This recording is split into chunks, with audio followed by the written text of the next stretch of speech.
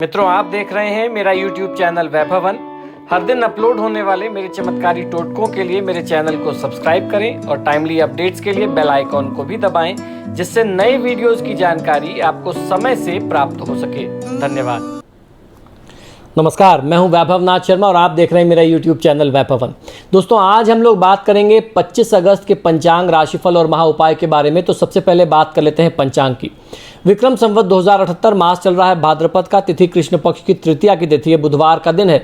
नक्षत्र है उत्तरा भाद्रपद, योग है शूल और करण है विष्टि। और व्रत पर्व और त्यौहार की अगर बात करते हैं तो संकष्टी गणेश चतुर्थी भी बोलते हैं, हेरंब संकष्टी चतुर्थी भी बोलते हैं। और आज ही की तिथि में कजरी तीज का भी संयोग बन रहा है। तो आज कुल मिलाकर के बहुत ही महत्वपूर्ण तिथि है।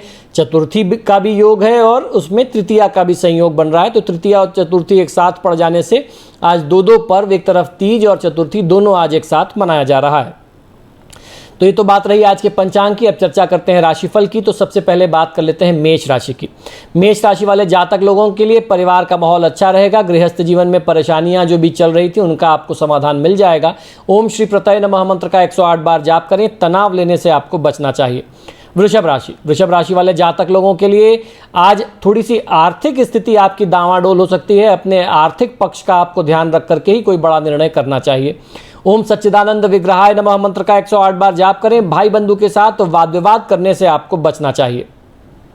मिथुन राशि वाले जातक लोगों के लिए शारीरिक और मानसिक रूप से थकान और अस्वस्थता का, कुछ शारीरिक बीमारी का, रोग इत्यादि का अनुभव भी आज आप कर सकते हैं। ओम समस्त जगदाधराय नमः मंत्र का 108 बार जाप करें। मांसाहार और मद्यपान के सेवन तथा प्रयोग से आपको बचना चाहिए। कर्क राशि वाले जातक लोगों के लिए कोर्ट कचहरी के कार्यों में आपको सफलता मिलेगी। परिवार का माहौल अच्छा रहेगा और परिजनों से आपको भरपूर सहयोग मिलता दिखाई देता है। ओम समाहिताय नमः मंत्र का 108 बार जाप करें और क्रोध करने से आपको बचना चाहिए।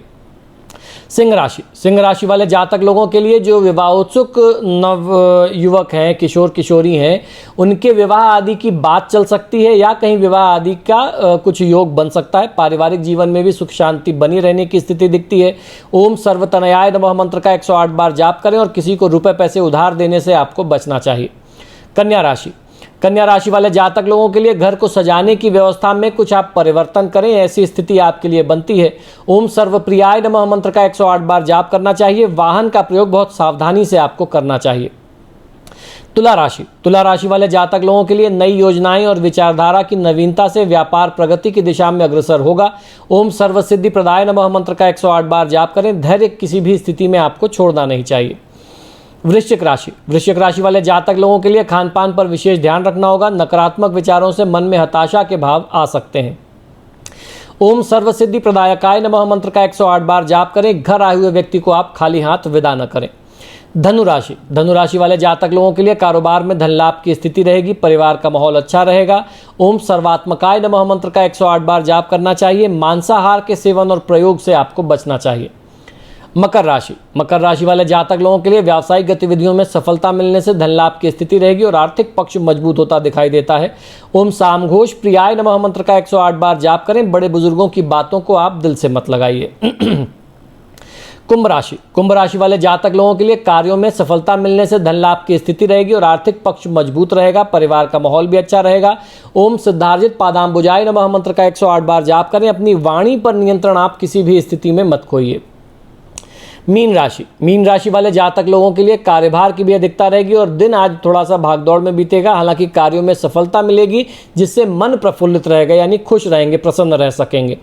ओम सिद्धिदायकाय नमः मंत्र का 108 बार जाप करें। धन का व्यय करने से आपको बचना चाहिए। तो दोस्तों, ये तो बात रही आज के 12 राशि की। हम लोगों ने जाना ग्रह नक्षत्र की स्थितियां क्या कहती हैं और दिन को शुभ बनाने के लिए आपको क्या करना चाहिए और क्या नहीं करना चाहिए।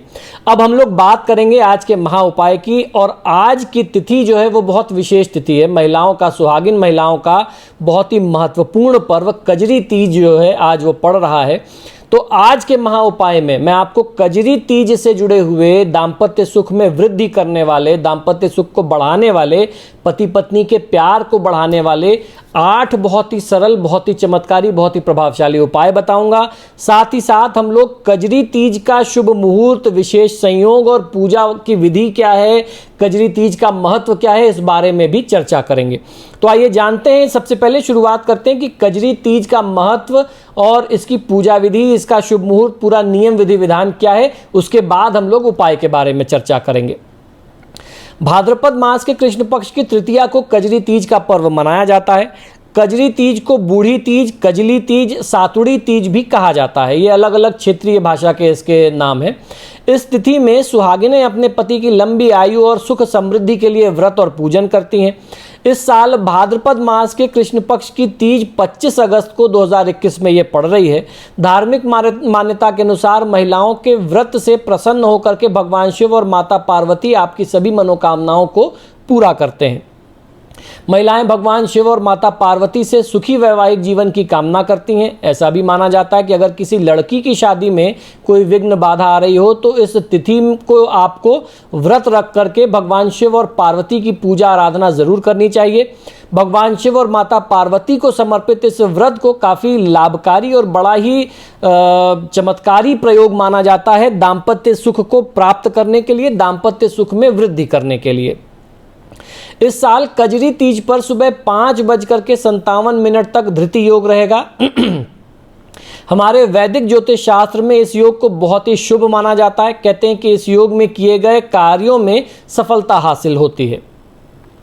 तो हम लोग जान लेते हैं कि शुभ मुहूर्त कब से कब तक रहने वाला है। तृतीया की तिथि जो है वो प्रारंभ होगी 4:05 पे 24 अगस्त को।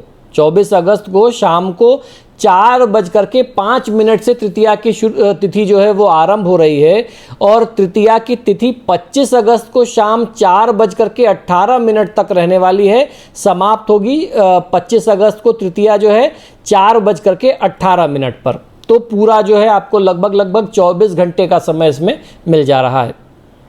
इस तिथि में महिलाएं स्नान के बाद भगवान शिव और माता गौरी की मिट्टी की मूर्ति बनाती हैं या फिर बाजार से मिट्टी की बनी हुई मूर्ति को ला करके पूजा में उसका प्रयोग किया जाता है। व्रती महिलाएं माता गौरी और भगवान शिव की मूर्ति को एक चौकी पर लाल रंग का वस्त्र बिछा करके स्थापित करती हैं। इसके बाद वे शिव और गौरी का विधि विधान पूर्वक पूजन करती हैं, जिसमें वो माता गौरी को सुहाग की 16 सामग्री जो है वो समर्पित करती हैं।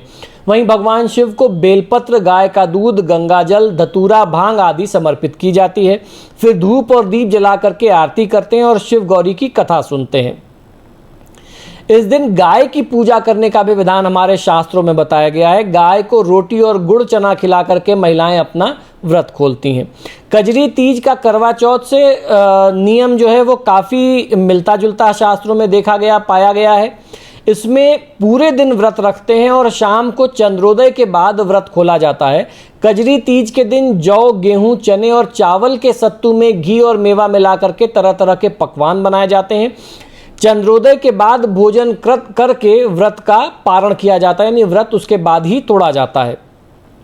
कजरी तीज का व्रत अखंड सुहाग के लिए किया जाता है, लेकिन यदि आपके दाम्पत्य जीवन में परेशानियां हैं तो इस पर्व पर अगर आप कुछ खास उपाय करें तो आपके दाम्पत्य जीवन में आ रही सारी परेशानियों से आप मुक्त हो सकते हैं और आपका दाम्पत्य जीवन बड़ा सुदृढ़, बड़ा मजबूत, बड़ा आपस का प्रेम जो है वो बढ़ सकता है। कजरी तीज पर भगवान शिव और देवी पार्वती की पूजा आराधना कर सुहागिनें जो है भगवान से उनके जैसा परिवार मांगती हैं, भगवान शिव जैसा पति मांगती हैं। अखंड सौभाग्य और सुहाग के लिए निर्जला व्रत करके इस पूजा को किया जाता है और इससे सुख और समृद्धि का आशीर्वाद प्राप्त होता है। लेकिन कई बार ऐसा भी होता है कि पति पत्नी के संबंध में कुछ विघ्न, कुछ व्यवधान, कुछ अड़चनें आ जाती हैं। यदि आपके दाम्पत्य जीवन में परेशानियां हैं या विवाह में अड़चन आ रही है तो आपको कजरी तीज के दिन कुछ खास उपाय अवश्य कर लेने चाहिए। इससे आपको बहुत अच्छा फायदा मिलता है। ये उपाय आपके दाम्पत्य जीवन से जुड़ी हर तरह की परेशानियों को दूर कर सकते हैं। कुछ उपाय जो हैं उनको आपको आजमा करके अपने पति के साथ वैवाहिक सुख का आनंद प्राप्त करने के लिए भी आपको जरूर कर लेना चाहिए। तो आइए जानते हैं कि कौन से उपाय हैं जिससे आपके दाम्पत्य जीवन में आ रही परेशानियां जो हैं वो बहुत सरलता से, बहुत आसानी से दूर की जा सकती हैं। यदि आपके जीवन साथी की बीमारी के कारण आपके दाम्पत्य जीवन में कोई कमी आ रही है, आपके पति लगातार बीमार रहते हैं और आप लोग उससे बहुत ज़्यादा परेशान हैं, तो आप कजरी तीज के दिन राधा कृष्ण के मंदिर में मिश्री चढ़ाने के लिए आपको जरूर जाना चाहिए। मिश्री दंपत्ति को साथ मिलकर के चढ़ाना चाहिए। पति पत्नी अगर दोनों एक साथ चढ़ा सकते हैं तो इससे बहुत अच्छा फायदा मिलता है। इसके बाद उस मिश्री का सेवन दोनों प्रसाद के रूप में करें। इससे स्वास्थ्य बहुत जल्दी ही आपका उत्तम होने लग जाता है। आपके पति का न ही बल्कि सिर्फ स्वास्थ्य उत्तम होगा, दीर्घायुष्य की भी प्राप्ति होती है। दूसरा उपाय यह कि यदि आपके जीवन साथी का भाग्य साथ न दे रहा हो अथवा हर काम में उनको असफलता और विघ्न बाधा मिल रही हो, तो कजरी तीज के दिन आप राधा कृष्ण के मंदिर में भगवान को आप इलायची अवश्य चढ़ाएं। याद रखें, ये इलायची किसी भी काम पर निकलने से पहले आपको जरूर खा लेना चाहिए, ग्रहण करके निकलना चाहिए। इससे आपके काम बनने लग जाएंगे और जो भी विघ्न होगा उससे आपको मुक्ति मिलेगी। तीसरा उपाय यह कि यदि आपके वैवाहिक जीवन में प्रेम ना हो या जीवन साथी से प्रेम ना मिल पा रहा हो, तो आपको कजरी तीज के तिथि में शाम को देवी पार्वती को श्रृंगार की वस्तुएं समर्पित करना चाहिए और उनके माथे का सिंदूर निकाल करके थोड़ा सा माता को भी सिंदूर चढ़ाइए, उनके मस्तिष्क में लगाइए, उनके चरणों में लगाइए और उनकी मांग से लेकर के अपनी मांग में आप सिंदूर भर लीजिए। इससे देवी आपके जीवन में प्रेम का संचार करेंगी और आपका जो खोया प्यार था, आपके पति जो आपको इग्नोर कर रहे थे या जो आपस में तनाव अनबन की स्थिति रहती थी, वह आपको उससे मुक्ति मिल जाएगी और आपका प्रेम जो है दोबारा से जागृत हो जाएगा। चौथा उपाय है कि यदि आपके पति को आर्थिक तंगी का सामना करना पड़ रहा है, तो कजरी तीज के दिन गरीब लोगों को काले वस्त्र का दान करें। इससे आपके घर से आर्थिक समस्याएं बहुत आसानी से दूर की जा सकती हैं।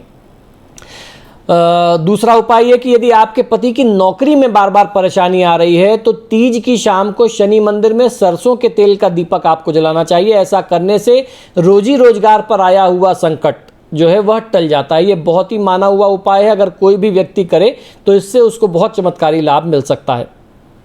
इसके अलावा दूसरा उपाय ये है कि यदि घर में बरकत ना हो, तो तीज के दिन गरीब और असहाय लोगों को यथाशक्ति आपको दान देना चाहिए। इससे आपके घर अन्न, धन और सुख में कभी भी कमी नहीं आती है। यदि आपके जीवन साथी की तबीयत बार बार खराब रहती है, तो तीज के दिन शिवलिंग को पंचामृत से आप अभिषेक करके स्नान कराएं। ऐसा करने से आपके पति का स्वास्थ्य जो है वह उत्तम रहेगा और स्वास्थ्य से जुड़ी हुई जितनी भी समस्याएं हैं उनसे उनको हमेशा के लिए मुक्ति मिल जाएगी और वो हमेशा एकदम फिट रहेंगे। दूसरा उपाय है कि यदि दाम्पत्य जीवन में दाम्पत्य के बीच में पति पत्नी में वैचारिक मतभेद की वजह से बहुत ज़्यादा तनाव रहता हो, आपस में विचार ना मिलते हों, दोनों में बहुत लड़ाई झगड़े होते हों, कोई कुछ कहता हो कोई कुछ कहता हो, दोनों के थॉट जो हैं वो कभी भी एक साथ नहीं बैठते हों, तो ऐसी स्थिति में तीज के दिन शिव जी को पीले और माता पार्वती को लाल वस्त्र आपको समर्पित करने चाहिए। अगर आपस में विचार नहीं मिलते हों, आपस की सोच विचार की कहीं कोई दिक्कत आ रही हो, तो भगवान शिव को पीले वस्त्र और माता पार्वती को लाल वस्त्र का आप समर्पण करें, उनको दान करें, अर्पित करें। इसके बाद पीले और लाल रंग के वस्त्र में गांठ जोड़ करके उसे सुहाग के सामग्रियों के साथ, आपकी जो भी सुहाग की सामग्री है उसके साथ रख दें अपने सामानों में। इससे आपके जीवन की सारी समस्याएं दूर होने लग जाएंगी और आपस के वैचारिक मतभेद की जो स्थिति है उससे भी आपको मुक्ति मिल जाएगी। कजरी तीज की तिथि में ये उपाय करने से दाम्पत्य जीवन की सभी परेशानियां जो हैं वो दूर हो सकती हैं। बस सच्चे मन और पूरे विश्वास से इन उपायों को किसी भी व्यक्ति को करना चाहिए। पति पत्नी दोनों अगर इन उपायों को साथ साथ करते हैं तो बहुत अच्छा लाभ आपको मिलता है। तो दोस्तों, आशा करता हूं कि शास्त्र से जुड़ी हुई बातें, ज्ञान की बातें जो आपको हमारे YouTube चैनल से प्राप्त होती हैं वो निश्चित ही पसंद आती होंगी। आप सभी से बार बार आग्रह है कि जब भी आप मेरे वीडियोस देखते हैं तो इनको लाइक और शेयर ज़रूर करें और आपने अगर अभी तक मेरे चैनल को सब्सक्राइब नहीं किया तो प्लीज़ इसे सब्सक्राइब करिए।